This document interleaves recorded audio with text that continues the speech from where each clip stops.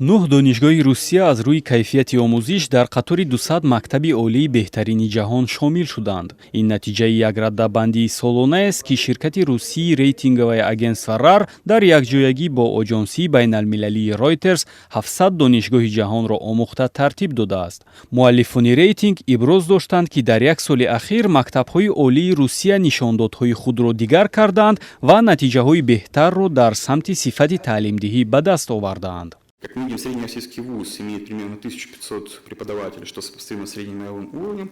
При этом у нас гораздо меньше студентов, 13 800 против 24 тысяч в среднем по миру.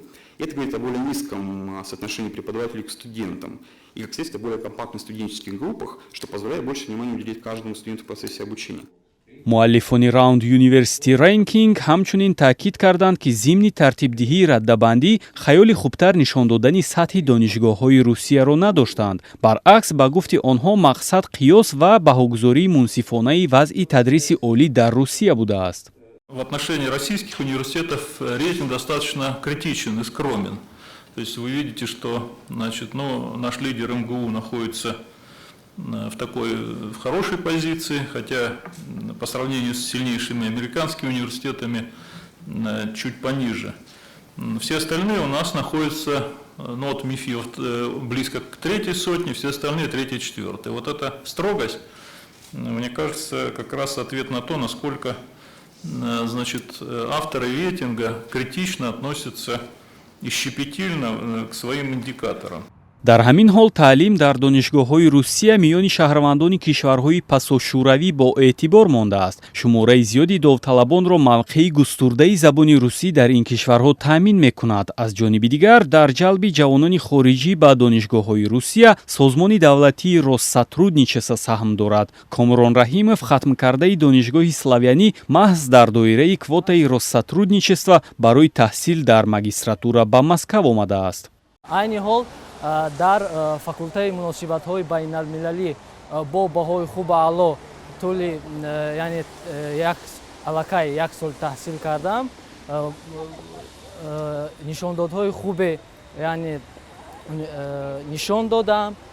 имрӯз ба ҳайси сардори гурӯҳи магистронро бар уҳда дорам. дар тамоми конференсҳои чӣ дохили донишгоҳ баргузор мегардад фаъолона иштирок менамоем. ҳамзамон дар байни донишҷӯёни тоҷикистонии макотиби олии Русия хатмкунандагони литсейҳои номдори туркӣ низ ҳастанд.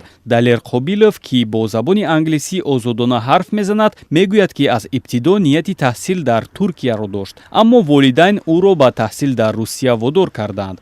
Далер мегӯяд, ки аз таҳсил дар донишгоҳи Дӯстии халқҳо пушаймон нест, аммо ба худ қавл додааст аспирантураро дар донишгоҳҳои ғарб ба итмом расонад.